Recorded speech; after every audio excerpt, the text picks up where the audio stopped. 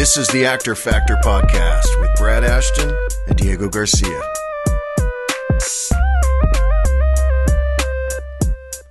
Today's guest is casting director Pam Bouvier. Hello. Happy day, everybody. Happy day. I am Brad Ashton. I'm Diego Garcia. Hey, welcome to the Actor Factor. Diego, how's it going, buddy? Hey, man, I'm feeling good. I know you're feeling good. You have some news to tell me? Anything exciting going on in your life? No, man. Nothing at all. You know what it is with voiceover auditions? Oh, what is it? Do you have it? No. I used to do voiceover auditions back then. I haven't had any in quite some time. I've been doing a lot of in English dubbing and stuff for Latin films and things like that. Yeah, you're not getting me into those, but that's okay. I speak Latin. I think there's someday. I think I have to find the right window. I don't know how to quite nurture something like that because I feel like I'm still new there.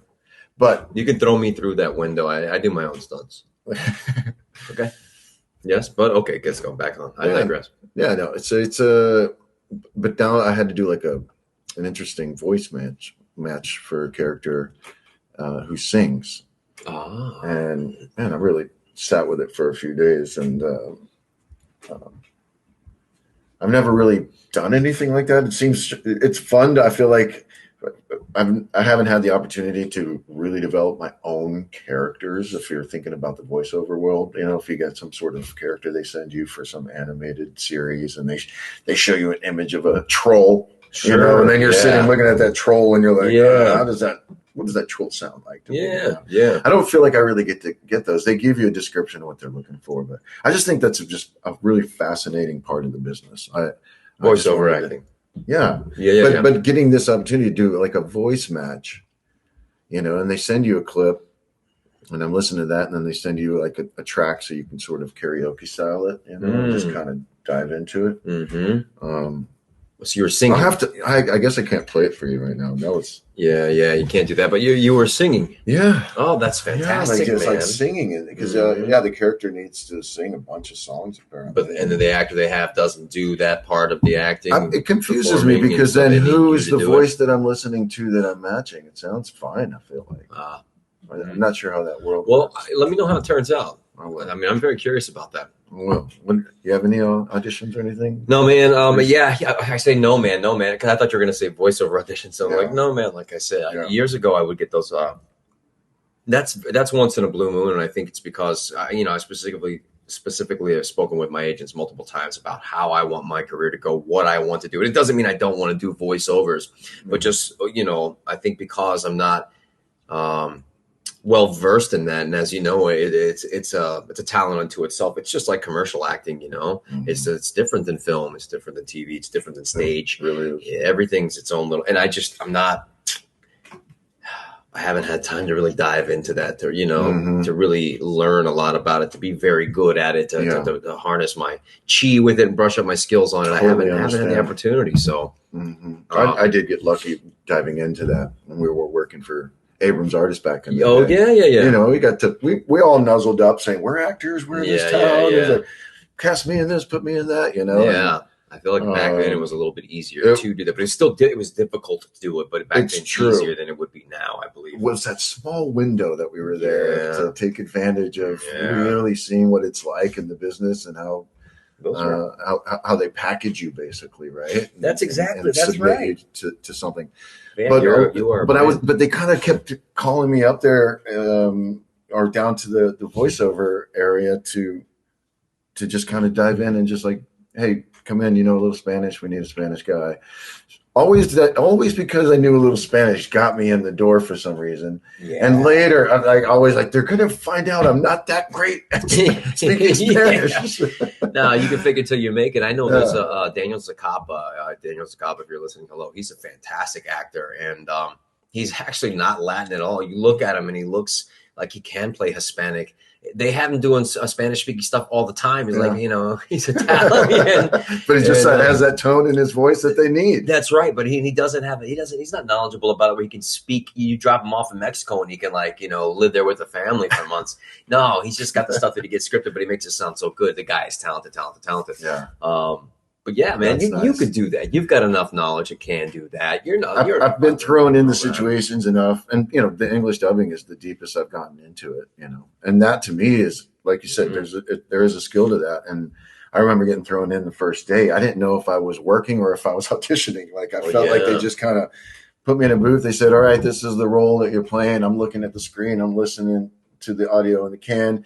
They play the scene one time, and they said, "All right." And then it's like sort of karaoke style where there's a streamer, right, that comes at the bottom of the screen, and it's the English version of what they're saying. And all of a sudden, boom, I'm reading those lines in real time, looking at a scene and trying to match the inflection, the tone, you're acting your ass off with a live script scrolling in front of you. And I kind of went through it, and they were like, "Okay, cool, thanks." And then I walked out of there sort of like someone slapped me in the face, and I was like, what just happened there? Yeah. This is how that works? Because I loved it. And I was like, ooh, I feel like I can do this. Yeah. And then I've been doing that now for like 3 years, which is, I think, what's given me more opportunity, where they're sending me in to do, they realize that I can sing. So now they're attaching a lot of projects where so many animated things that sing. That would be fantastic to be on something like that. Dude, man, yeah. Good luck. No, we'll see. Hey, you just got to keep, always spreading your brand. Yes. Always say yes to an audition. Man. There you go. You can't turn anything down because you never know. Oh, man, you never know. Well, I hope I've got a couple things coming into the can this week or upcoming weeks. It's new time, new year, new you. Let's get funky and fantastic. Yeah, let's get into one of these interviews. Man, let's see who has something going on. You ready? Let's do this. That's right. You're listening to The Actor Factor. Hello. Hi, Pam. How are you? I'm doing great. I can't believe we haven't actually spoken in such a long, long time. I know, and I think of you all the time for Hallelujah. Always. You're the only person who I enjoy listening to that song to. That's how, and that was like a long time ago. When did Lillian's daughter pass? That's right, Danny. Back on, wasn't that 2014, maybe? Jeez. That's too long, you guys. Yeah. Yeah. How are you? Everything great? You're doing podcasts? Yeah, that's right. Well, this has turned out to be the best thing because we get inside, notes on what everyone's doing in the business. And what they expect of actors. But one of the things that I think, by the way, this is Brad Ashton. Hi, hello, hi. Hi, nice to meet you. Nice to meet you as well. And Brad and I are childhood friends, back from Houston, Texas. Speaker, so I'm a little more clear. Yeah. Is that better? Yeah, make yourself comfortable there. Yeah. You guys are childhood friends, you said? Yeah, and so we grew up in the theater, and then when we both moved out to LA, he started a theater troupe, and we started doing Shakespeare in the Park for a couple summers. But the point I'm getting to is that one thing I think we're learning is that as actors, it's just get involved in things and create things. Always just be creating and saying yes to projects. And Brad and I have always been doing that for years. And I think that's why this podcast exists right now. It's just sort of a spawn from COVID, and things are slow, and let's get creative. Well, there's one thing that I've always had respect for, and that's for an actor who does more than just act. I think actors who get into filmmaking and understand the process more, I think it just helps their acting. 100%. I think it helps them, have an understanding of what other department heads need or are looking for. So I think it just helps the actor overall be a better actor. Oh, 100%. Yes. 100%. Well, it's all about teamwork. We can just keep going and talking, because I loved everything you just said, and we'll just keep rolling on that. But before I don't want to, toot my own horn, or do I? Did you know that I launched a new database called Crew Resumes? Yes, we were actually just talking about that and how fantastic it is, because I actually have a TV show that I'm for a pilot that we're going to shoot. Diego and our executive producer, we're shooting in Texas the last weekend of February. It's a one-day shoot for a build show. And anyways, but we're shooting it in the small town outside of Houston, and and it's close to Austin as well. But we're like, we need a crew for this. We need a couple Steadicam guys and some crew. And then we were like, oh my God, Pam has got this. This new. Yeah, but only if I had the members, because once the members are there, it's a real fast go-to database. When I built it, my web developer, he really just did exactly what I wanted him to do, because I needed it to be fast and I needed it to be clean. For sure. Yeah. And, and fast, because last year I was packaging a movie to shoot in Canada. And I must have spent up to a week, at least 2-3 days on researching like a first AD and the availability and the right social media account and the right phone number and the right email. And going off the DGA list, even in Canada, the information was not correct. And I was like, oh my God, I've got to do this, because this idea started 14 years ago. I have over 420 different job titles. So you're in Ohio and you're a seamstress and you want to work on the movie that's coming to town or get in the movie business, there's now a place for a seamstress to put their resume. That's brilliant. So it covers everything. And we're just in phase 1. So naturally the profile is more geared to actors with all the actor questions and this and that. But there will be, each department will have their own profile page. That's awesome. That is so awesome. Yeah. And it's fast. And the thing about it is in all the 14 years that I was thinking about it, pitching it and saying, what about, nobody listens, right? But I never once thought that it would be one link for actors or crew to use that everything was on. It never crossed my mind. And so now I'm just like, well, it's just one link, because I get emails with 7 or 8 links. I'm not going to look at all those links. Yeah, never going to happen. I'm busy. You're interrupting my day. Maybe I'm reading the script for somebody else, or maybe I'm doing something else. And so, but what I might do is randomly click on one and randomly watch 10 seconds of something. And I'm going to be judgmental. I'm going to have an opinion, right? Yep. So with the one link, I put all the important stuff to pop up first. So you first 30 seconds, tells someone a little bit more about you. And the thing about it is, to be honest with you, you have to fill out everything. Yes. Because I did it for a reason. And if you don't fill out everything, then you don't look smart. Nobody's looking smart. And I think people need to look smarter. True. But you're absolutely right about billing. You want them to be easy. You want it to be easily accessible for someone that stumbles onto this page that you want them to look at, and you want it to make it easy for them to click the exact right thing that you want, because you want to put your best foot forward, right? When someone clicks an image, and if it takes you 6 clicks to get to something, they're gone. They just won't do it. Yeah. And also they'll move on to the next person. It's really not any different than if I release a breakdown on breakdown services or Actors Access for you guys. If there's 4,000, I'm going to start with looking at the ones that have reels. Nice. Then the other ones don't even get looked at. Wow. Right? Because you just narrowed it down to a couple of grand. Yeah. You just narrowed it down. Yeah. And then, if the information is not there, nobody's going to Google you. Nobody's going to take the time and call up your agent and want to see more. Does he have a reel?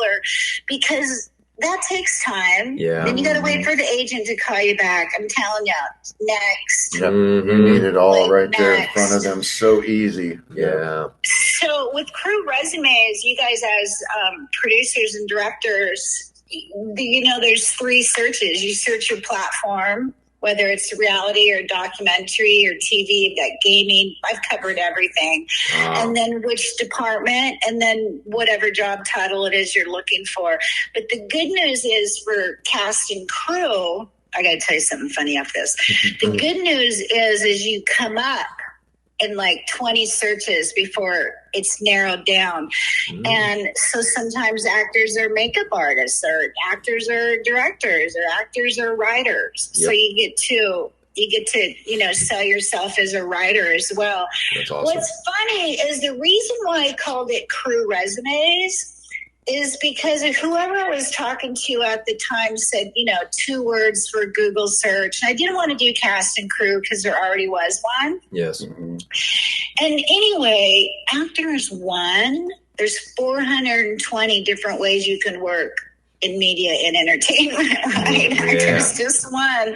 So it's funny because I'll say crew resumes and actors will go, I'm not crew. And then I'm kind of stumped. Got to get involved. But wait a minute, are you on the crew call sheet? That's right. That's right. I'm kind of like, yeah, no, you are part of the crew. Yeah, you are part of the crew. Yeah, yes, you are. You just have your own department within that whole range of crew. Yeah, but everybody's on the same team. Yeah. Yeah, so I'm very excited about that. So I worked on that, been working on that. And like I said, it's in phase 1.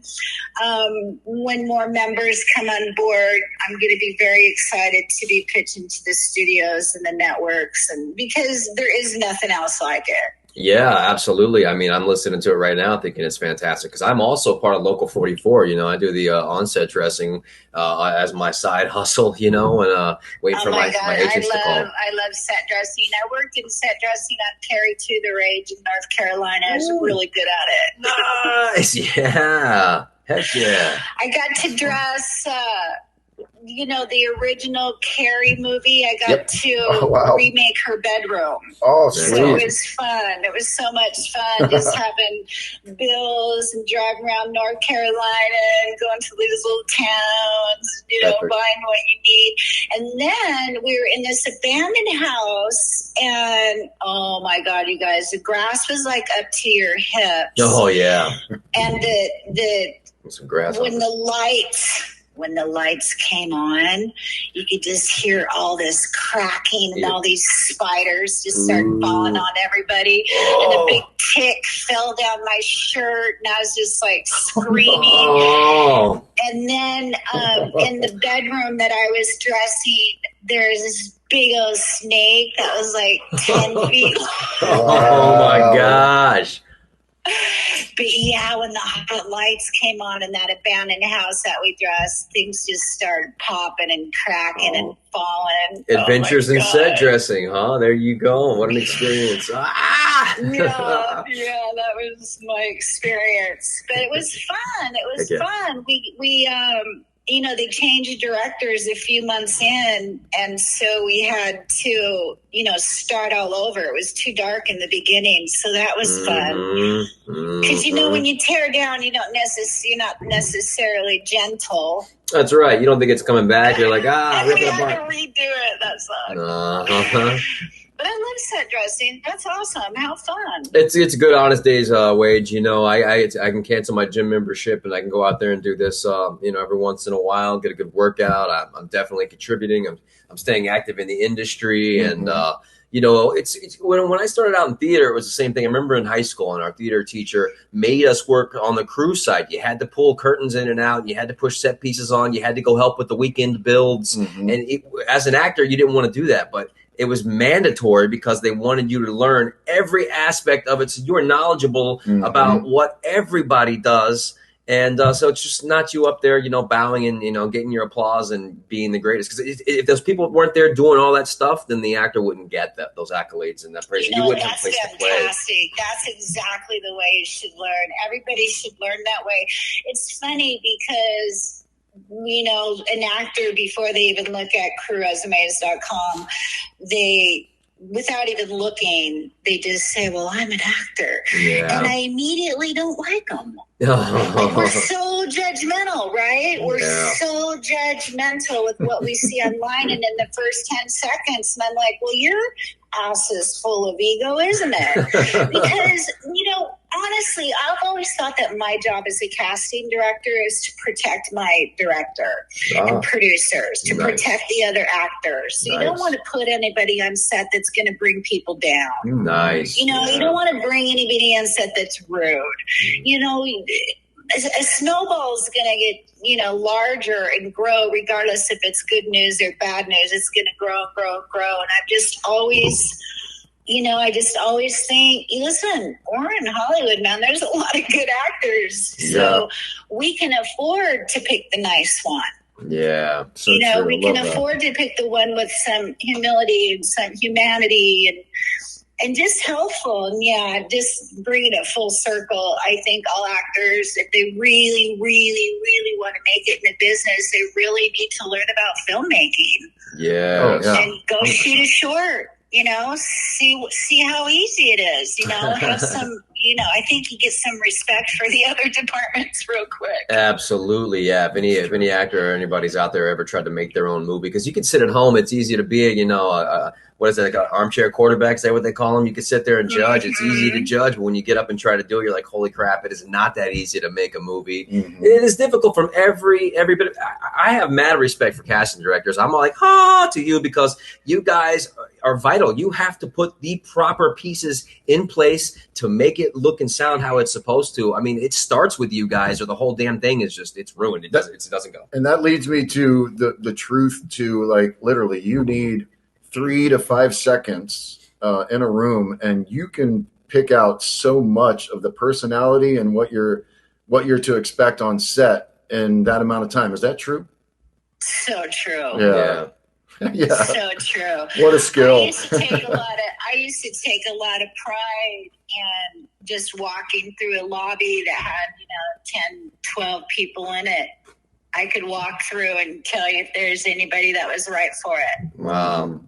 I could just walk through the energy. But I think I'm a little bit different than most in where I've ran my own camera for over 35 years. Yeah, wow. I just never hired a camera runner because I always just took it a little bit personal. If I'm working with the director and hashing out the script, you know, for months, and then I just don't want to hand that direction over to somebody who has no idea what the director wants. And I've tried. I've had readers come in and compete with the actor. I may have had some bad readers, evidently, but yeah. So I just you know, I've read with myself, and I think that's trained my eye quite a bit, you know, to read from people with no experience, you know, to the stars, and that's fun. One of my best experiences is when I improv'd with Tom Arnold. God, that guy's good. Yeah. I thought I was pretty good too, man. We just went on and on and on, and I just kept giving it. It was so hard. I just kept giving it back, and then I said, "Okay, you win." But that was fun. Well, I have had a child throw up on camera before. That was fun. Oh my God! I was going to ask about a nightmare way. It was a nightmare experience. Oh wow! Was the child nervous or was the child sick? One time I worked for a Levi's commercial for Gus Van Sant, and they had to turn around and pull their pants down. Yeah. Oh. They had to turn around and pull their pants down into the crack of their ass. And I remember I would say, "Oh, okay, now," and I'd turn my head around. You didn't have to see, you didn't have to bear witness every time to the movies. I turned my head around so I didn't have to see. That's funny. That was fun. One thing that we usually like to ask in all our interviews is, like, what are you working on right now? Did you just cast something, or are you coming off a project? Is it back into production somewhere? I'm just coming on to one where it's a female lead in her 50s. Nice. And she's from an American actress from South Africa. There's a lot of diversity in this one, but just kind of starting it, you know, it seems as though my specialty people think, is attaching the star for the funds. And so it's a little bit of a dark hole a casting director can fall into. So naturally, I want the movie to go, so I engage in helping find the funds, and then just packaging it, you know, from like the beginning. So very helpful. I'm very helpful when it comes that way, because I won't take on a project if there's one spelling error in the script. Really? And it's amazing how many people at bad scripts leave their desk. They really shouldn't. Yes. They really shouldn't. Yeah, I agree. But, you know, I represent, right? I can't represent and say how great it is and ask you to be in a movie, and then you read the script and go, what the?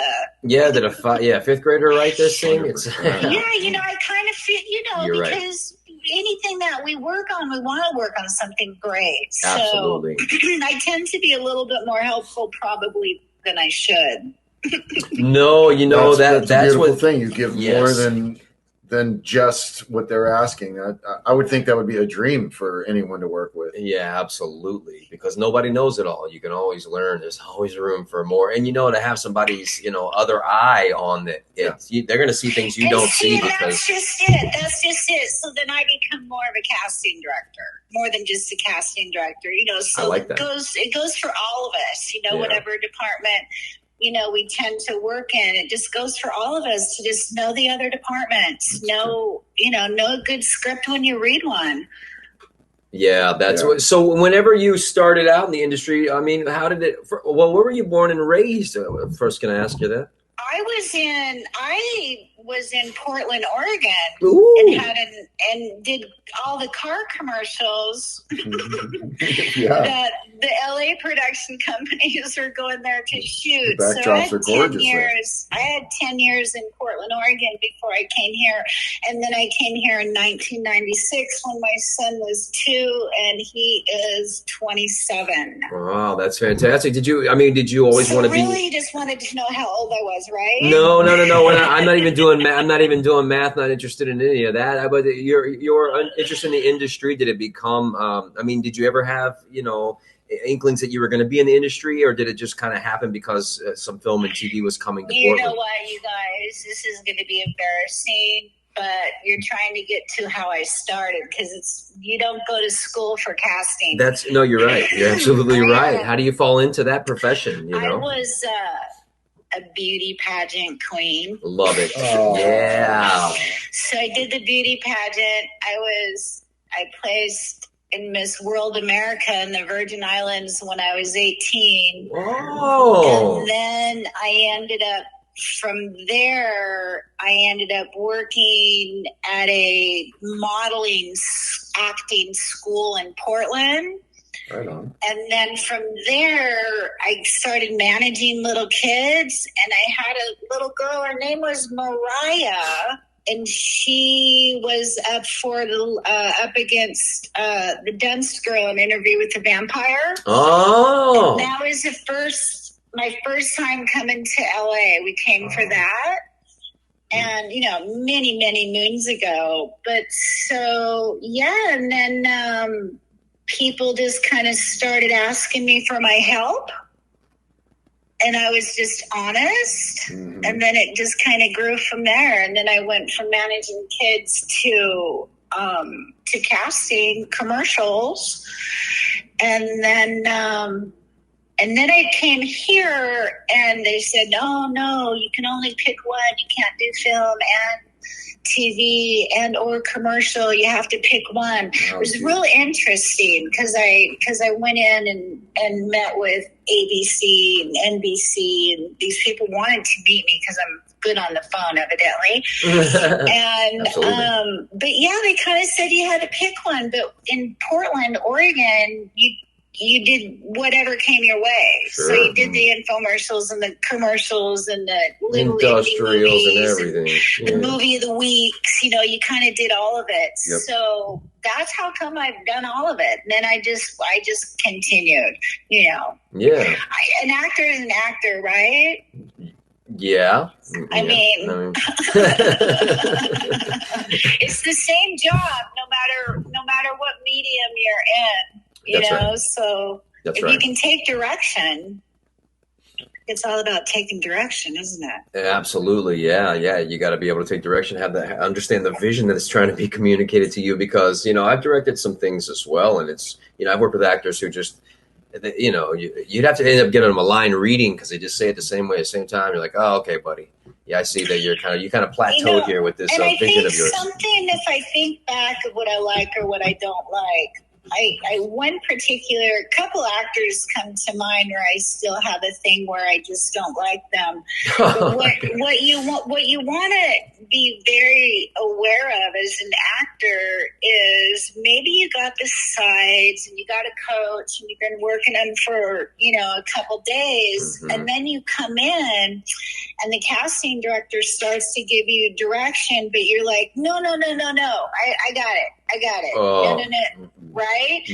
And then they argue with you, and then you just let them do it, and then you delete them on their way out. Oh my God. I don't want to have to edit later on the tape, so I'll just delete you right then and there. Oh, wow. Because the thing about it is things change. Yeah.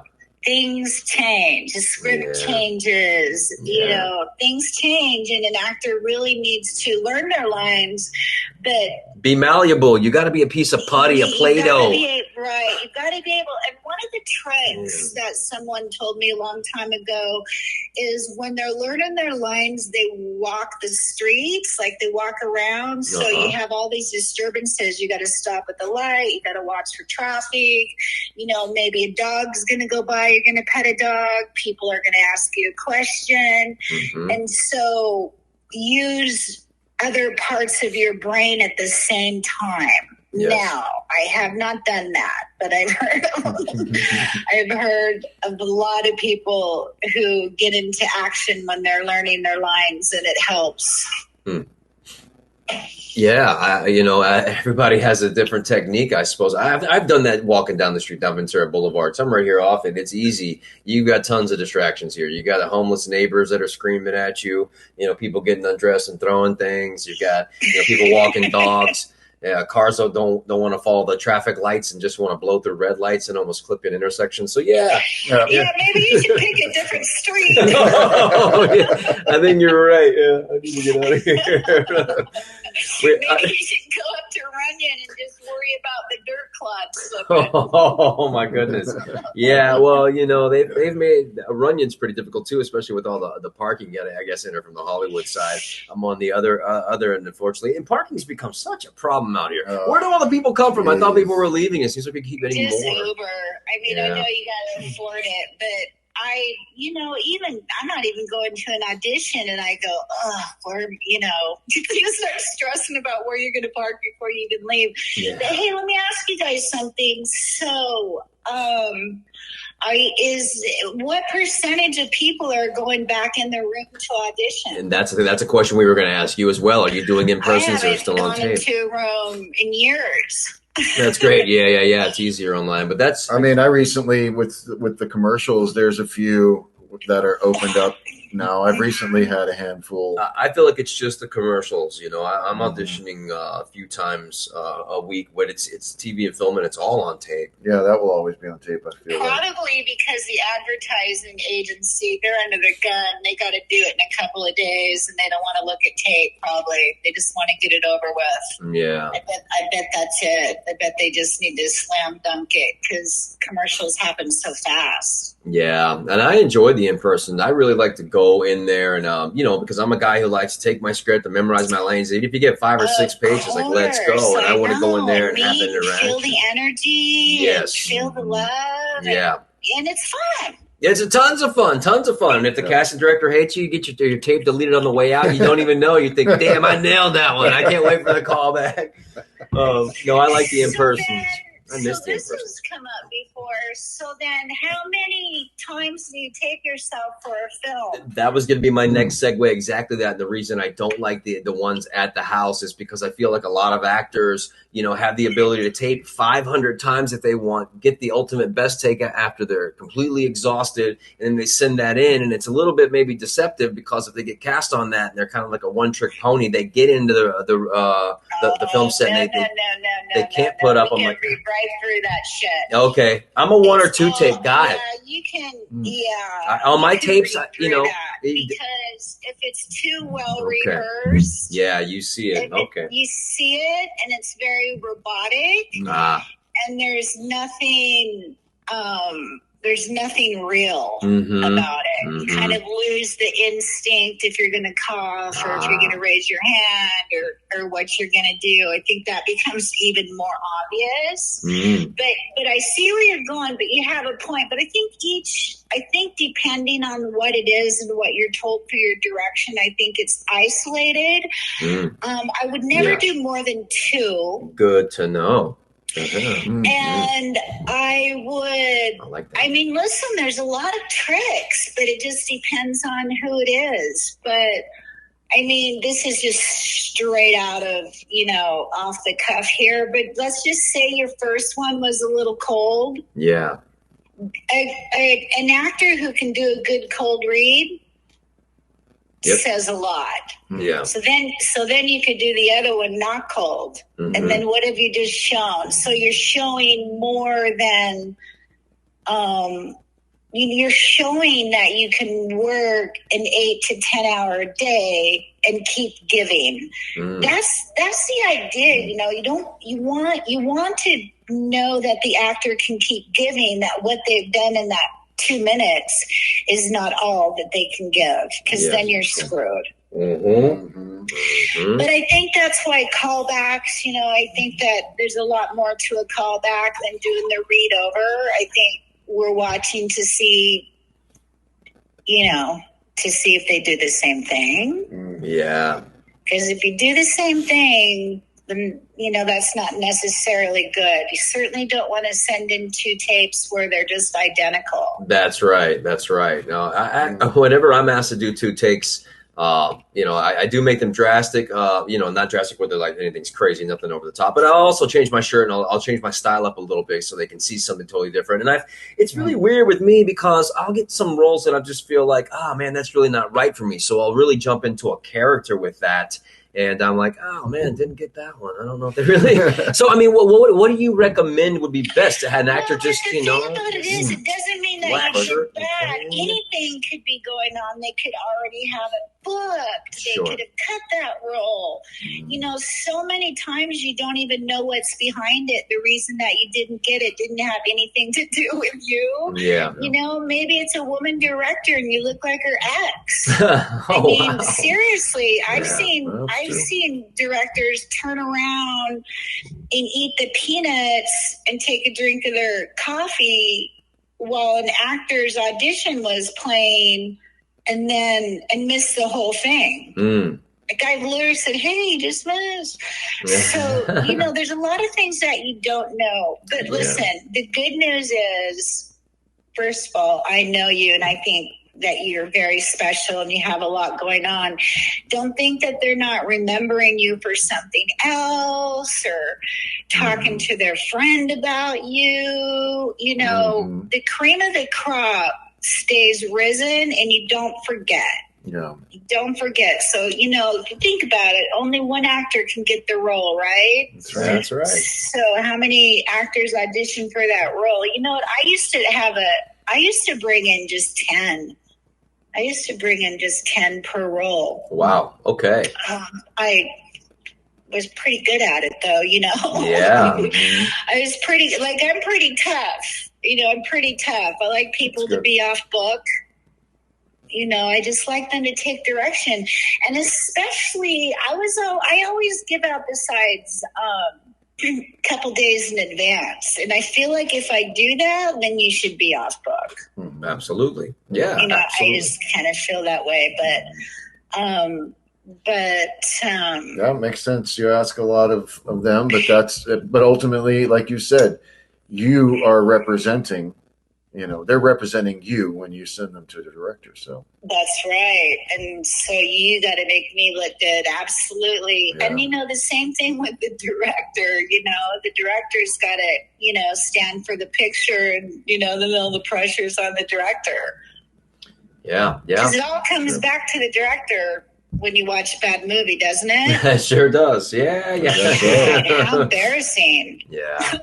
Yeah. But listen, the way I look at it, there's really, if I see somebody's put a movie together and it's their first one, I think, good for you. Yeah. That's fantastic. You know what? I've never done it. Yeah. Yeah. You know what I mean? It's like I have so much respect for the actor that, gets out there. All the colleges, are available for equipment, and the students, and, you write 5 pages, and you go shoot something and you make it happen. Mm-hmm. Mm-hmm. And once you've got 4, 5, 6 of those credits, honest to God, you are taking this a little bit more seriously.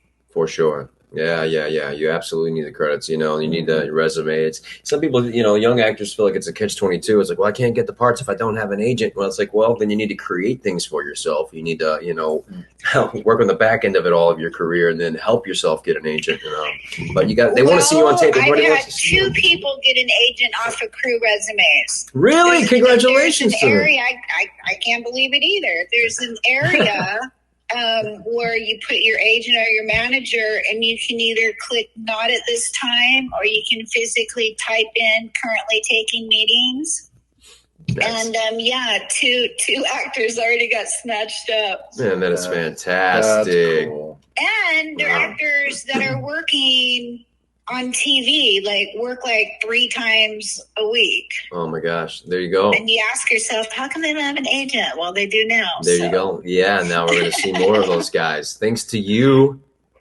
And also, what about agents in other areas? I mean, I know we're in LA and this and that, but what if you had an agent in Atlanta? Yeah, that's exactly it. I've got an agent in the Southeast. I'm with Soul Talent out there, and she's based out of Charleston, Vanessa. And I've been with her, and, she has her representatives in Atlanta as well. So, I feel like a majority of my work is booked out there. I've, done several shows out there. And it's that's smart. Yeah. Yeah, but I've had one for a few years. The People's Store also, they started back The there. People's Store, yep. And I think then she has an office here. Brenda Polly has an office here too. Brenda, yeah. Yeah, I think, I think that's great. I think just opening yourself up, which is why my database, just a database, not a job board, never going to be a job board. I hate job boards. Mm-hmm. And nobody's ever going to need to sign in to view your profile, ever. Oh, that's I hate that. So, it's just to be fast. It's just all the help the production heads replace, find, crew up faster. Yeah. So and that's worldwide. So you put on that, we'll travel 48 hours. It's amazing. Some of these international actors that are signing up that I'm meeting. It's like, I'm shooting an HBO show. And, we don't stop and think often, what other countries, they're filming a lot. There's HBO, right. Showtime, they're all over the world and they're filming. You go, oh, wow, you're shooting Showtime. Awesome. What show is it? And you don't even stop and think about it. Mm-hmm. But there's a lot of work. And if you're willing to travel and willing to be open-minded, especially with the self-taping. That's right. I know. Well, that's, it's really opened things up. And then, COVID changed things. And, I know that, Brad was working a lot, like he said, booking a lot of stuff and a lot of traveling. And then COVID, of course, happened. Then the self-tape exists now for all the actors. Yeah. But I also got a manager agent there outside of Houston to start that, right? I was like, I know that I would probably have to take care of my own flight and things like that when I get started, but I was ready to say yes to anything at any given time. And then all of a sudden, that just kind of changed a little bit. The local hire now in those areas they've got more options with people now. that they don't want to go through that whole hassle of flying somebody from Los Angeles. That's why you got to do local hire and get it yourself. Be willing to pay your own flight, get your own hotel, just and especially stack up some more IMDb there was credits. an actor from Texas in a little horror film that I cast, and I had absolutely no idea he didn't live in LA. He totally flew. He didn't tell me. Yeah, he flew in. And he came for the callback too. Wow. I was wondering why he was hanging around, kind of helping the other people. It's probably because he had to wait for his plane. That's true. Yeah, he had nowhere else to go. Yeah, I had no idea that he lived in Texas the whole time. Yeah, how bad do you want to see? That's commitment, but that also goes to say, getting off book, memorizing your role. If the cast director gives you the pages ahead of time, she expects you to come in. How bad do you want the job? There's going to be, if you don't want it, somebody else is going to want it more than you. You know what? That used to be my line. If you don't, somebody else is going to want it more. There you go. Somebody else is going to want it more. Absolutely. There's some hungry actors, and that's great. You need to be hungry, and you need to be professional, and you need to be humble. That's right. You need to give back. I think that you should be involved with charities. I think you'd be surprised the people that you can meet that can actually, encourage and help your career. Yeah. It's true. Yeah, you guys are both thinking. I can totally hear you. No, I'm sorry. I'm nodding my head because it's like, I know you're saying all the right things, and in fact, that's exactly. I became vegetarian about 6 years ago, maybe almost 7 years now, and I've always been into animal rights and things like that, and my sweetheart is so into it as well. But I met a few actors just through. These animal rights sort of, vegan activism and things like that. And after a few days, I took a class with this guy that was running, how to prepare yourself for pilot season, basically, how to prepare all your emotional tools and how to bag them up to be ready for pilot season, basically. And I take this class with him, and a week after the last class, he says, "Hey, I'm sending you over to this voiceover English dubbing thing. I think you'd be great." And I was the one I was telling you about before, Brad. And I went in there and all of a sudden just fell into it, had some sort of quick audition. And now for 3 or 4 years, I've been doing English dubbing. And it's it's exactly what you just said. It's getting out there, being a little social with other people in the business. Making friends, finding your tribe. Yeah, expanding your web. Finding your tribe. Getting a people crew. like to work with nice people. People like to work with giving people. And the world doesn't know you're here if you don't get out there. Control it, really. Mm-hmm. You're absolutely right. That's right. Do you want to know what Joe Sabatino did once? He used to come in and audition for me, and he used to bring the script that he and his sister worked on, and I had options on it and this and that, and he hustled to sell Necessary Roughness, and he finally sold it with Sony Bravo, I think. And you're not going to believe how he got an appointment. So he got himself on set as an extra, the guy that he wanted to meet.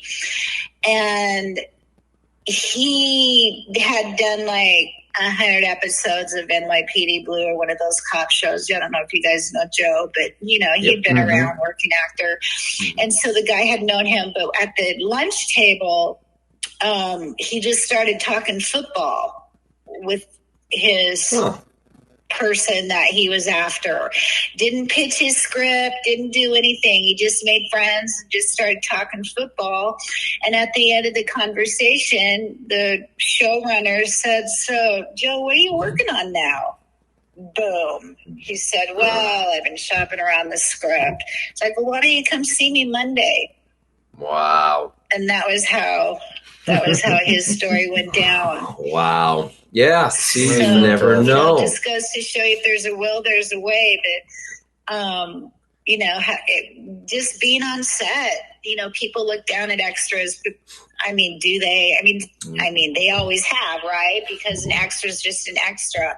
But in my world, anytime I ever cast an extra, they were a really good actor who realized the opportunity. Absolutely. Yeah. You know, to meet whoever they needed to meet, you know. So there's opportunity out there. It's just how you look at it. That's exactly it. And just have your materials ready to go. Like, you know, have something, you know, in the can and ready to fire just in case you, by happenstance, you sit there next to a producer, a director, a writer, or a CD, or anybody. You don't know who you're talking to. And then if they say exactly that, so what do you got? And you're like, oh, actually, I have this. And this. And this. And that. And you should do your research, too. Make sure you research everybody in the room when you go in, or you know, anybody that you can.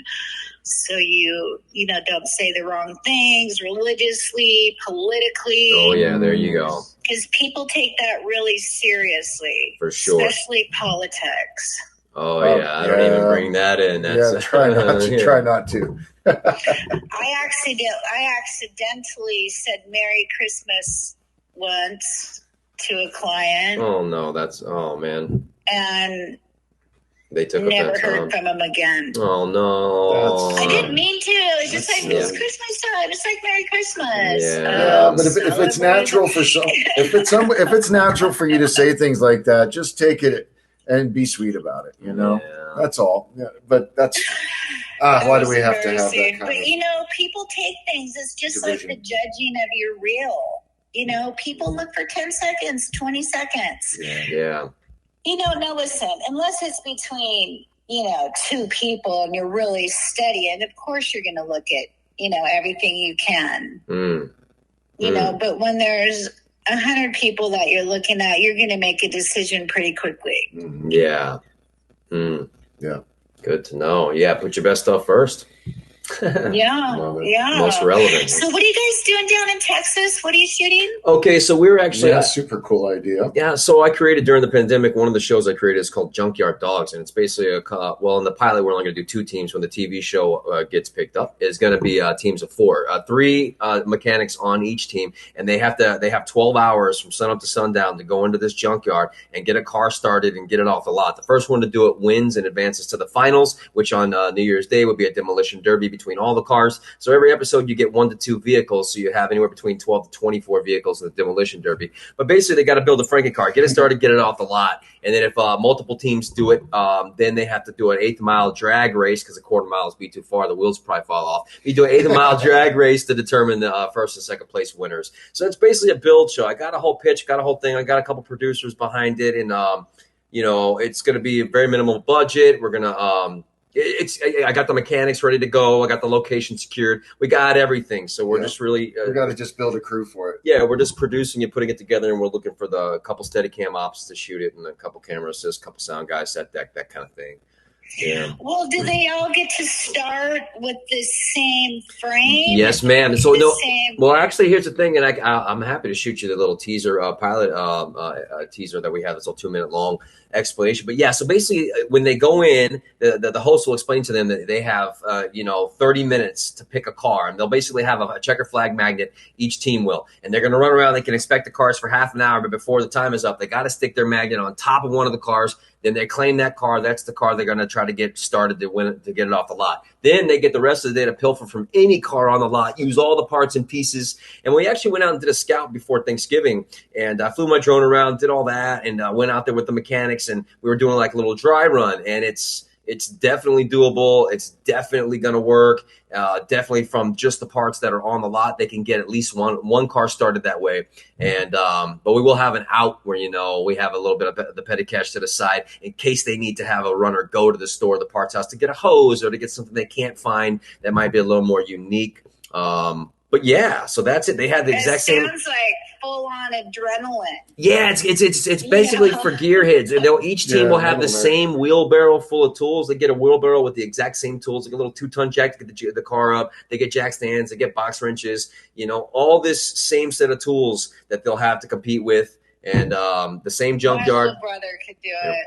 There you go. He's been putting cars together since he was a toddler. Yeah, that's my father. He's going to be one of the mechanics with two of his friends who are Chevy mechanics, and then my sister's an airplane mechanic out of Hobby in Houston. She works at that airport for Millionaire's Jets, and she assembles helicopters. So she's a hell of a mechanic. So she's going to get two teammates. So then the first pilot episode will be also the pilot's going to be family rivalry. So that's also a little dynamic. Oh, that sounds fun. Well, your sister's an airplane mechanic? Oh, yeah. She was written up in aviation magazines years ago to be like one of the first one in her field that was doing this like 20 years ago. So yeah, cool. She's awesome. So does that mean like a car is a piece of cake to her? Oh, yeah. Obviously, yeah. Right. She's got a Corvette and she's got a pickup truck and she's got a couple crotch rocket motorcycles that she has. She works on them all herself. Yeah, she does all the maintenance on them herself, changes the oil, everything. Yeah. And my dad is hardcore. Yeah, he does car restoration. He did that with his brothers growing up, and so he's got like a 2017 bucket truck he restored himself. He's got a couple older cars as well. He's got a Jeep that he just put a Corvette engine in, like a 450, and put big old tires on it. So my dad does car restoration, and he's done car rebuilds all of his life as well. So I've seen you dabble into it. So quick question. What's a budget for, like, are you planning, like, how many episodes are you planning? All right, and what kind of money do you need to get together in order to make this happen? There is a budget for the crew. I'll tell you right now. We're basically going to be just shooting the one episode to see for the pitch, right? That's right. For the pilot, we're shooting it. And I have it pulled up right now that we're talking about it. The Junkyard Dogs budget is $12,300 just for that day, and that includes paying the host, the director, Steadicam ops, everybody that's going to be there all throughout the thing. That's not bad. Yeah. So we can do it on the cheap, do it on the dirty. And yeah, that's what I got. And so can you get like a sponsor, like a car oil sponsor? That's my next step right now because we want to shoot the last weekend in February, the last Saturday, because it just works for everybody and the weather's going to be nice, blah, blah, blah. So I'm now going to try to find tool sponsors. The mechanics already have all the tools. We can already make the pilot happen with all the tools, everything we need. But if we can find a tool sponsor and we get Makita or Hilti or Ryobi or one of those guys, then we have nice new tools. We can use all those. Yeah, I'm in the process of doing that in my EP. Or maybe like a big box store like Lowe's. I did all those Lowe's commercials for all those different tools. Hey, Pam, listen, if you're bored and you want an EP credit on this, we can talk. Come on. Hey, come on. Hey, you know what's funny? Because, get this, because for the host, my buddy Brent is going to host the show. He's not a host. He used to be an actor, but now he's just he moved up to Charleston, had a family, fell out. Boring story short, I'm friends with Tim Allen, but Tim, I'm really good friends with his wife, Jane. And Tim would be perfect to host this show because he's very gearhead. He took my dad. My dad came out May 23rd for his birthday last year. And Tim took him to his garage and gave him a tour of his garage and all his cars just as a birthday gift. And I was like, man, that's so cool of you. And I want him to host the show. But Jane said she would host it. She said, I'll host your show, Brad. And I was like, okay. But Pam, if you want to come on as EP, we can work it out. We can figure this whole thing out. We can talk further later. But I have a friend over at Acquisitions for BBC. And when I had this during the pandemic, I shot a little pitch during the pandemic when it first started. And BBC sat on this for 9 months. They had this show and they said, I can see us making this. And then I didn't hear from her for 9 months. And then they came back to me and said, we're going to have to pass because they had a Hot Wheels show that was going to go. I signed NDAs. Hey, you verbally did too. So they had a Hot Wheels show that was going to go, then it didn't test well. So because of that, they said, we're not going to go with your show. I'm like, crap. But now we're going to shoot the pilot and go back to BBC because my friend is over there in Acquisitions, and I've got a friend over at Sony as well. But that's our outlet that we have right now, in addition to other shows that do, build shows on TV, trying to approach those guys. So we have a couple outlets that I'm going to like those hot rod shows. Like I'm trying to think of this actor that I know, this host actor, and he actually he races cars. Like he's a car racer. God, I can't think of his name right now. Too bad for him. I can't think of his name. I'll probably think of it later. But it's it's very interesting. It sounds like a very interesting show. I'm still thinking about your sister. who's an airplane mechanic. I mean, that's just so over my head. She's so cool. Makes me feel like a real dummy. No. She's awesome. She was in the Navy for many years down in Coronado, and then I guess she wanted to be a marine biologist. She liked dolphins and wanted to be into that. And then for some weird reason, after the Navy, she was like really hands-on, kind of became a gearhead and just really badass. And man, she's really good with cars. And she builds helicopters out of boxes. They send her parts and they assemble these things in a big garage. It's crazy. No way. Yeah, and then millionaires get up in there and fly in them. They trust them that they're going to fly and work, and they do. So yeah, I don't think I would get in it. I saw a helicopter come in a box and somebody put it together. Yeah, I don't think so. That's funny, but then we'll get into a helicopter that we didn't see and don't know who put it together. That's exactly it. Well, maybe not me, but no, me either. I'm good with helicopters. Gosh, congratulations, you guys! That sounds fantastic, and I hope that it all goes well for you. Thank you. If anything comes up that I can help you, absolutely I will. Hey, well, thank you very much for that. We'll keep in touch. Yeah, and you really did help us. We appreciate you coming on our podcast and have this plethora of information. That's right. That's basically what we want. Catch me again. Yes, ma'am. We absolutely would love to. Catch me again. It's always nice to talk to you, Diego, too. So thank you so much. Yeah, thanks for coming on. Thanks for sharing some of your stories. And enjoy the rest of the day. It's for your we can talk 1,000 times. I know. Those sinkholes. I saw another sinkhole. The rain. Did you guys see that? The one out in Chatsworth? Oh, yeah. Oh, man. It's swallowing the earth up. I'm like, LA can't handle the rain. No, I know. But no, you guys be safe. You as well. Call me again. Yes, ma'am. Stay in touch. And just congratulations on everything. And you as well. Thank you, Pam. Good luck with your projects. And we'll talk to you as well. Very soon. Thank you. Okay, take care, guys. All right, bye-bye. Bye. Okay, bye-bye. You're listening to The Actor Factor. That was awesome. What a great, fantastic cast director. Huh? I mean, I didn't even get to talk to her about how I knew her and Jesse in Small World 6 Degrees so Separation. much was going on. She had yeah. so much to share. She's not stuck on just commercials. She's not just stuck on TV. She's not stuck on film. She's a say yes to feel passionate kind of person. Let's get involved. Yeah. All hands on deck if I know anyone, which is exactly how we work, right? Yeah. And it seemed like she does too. Like she's a find your tribe kind of vibe, Find your tribe vibe. I like that. As actors, I can still relate to that drive and passion from her perspective. Yes. It's insane. It is insane, man. She's super talented. She's done it all. She really has. What a great interview and a great person.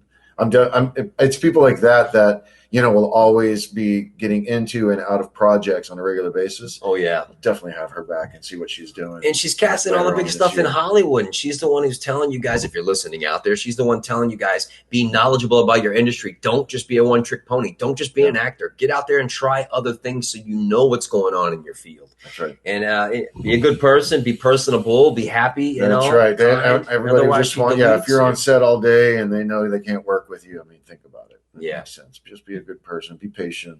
Work together as a team to get a good, solid project done together. Like me and Diego on this podcast. We keep coming back, week after week for you guys to do this. Yeah. We hope that you appreciate the guests that we're bringing in and the information they're sharing.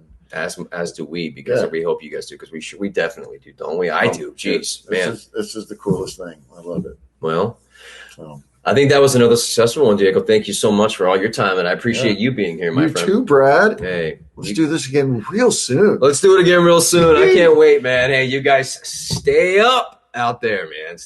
Oh, God. I'm really excited about this interview. Because a casting director, you get cast directors in, and that's the step that's going to get you into the next feature, the next TV show, or the next commercial. That's the bridge that covers that gap. Oh, man, those are fun ones to talk to. I'm going to be on cloud 500 all day long. Oh, all right. I'm sure they can all feel that energy from you right now, because it's resonating. Oh, all right, man. Thank you for bringing on Miss Bouvier. I appreciate you. It was great. No, she was fantastic. All right. Till next time, fellas. See y'all. Fellitos.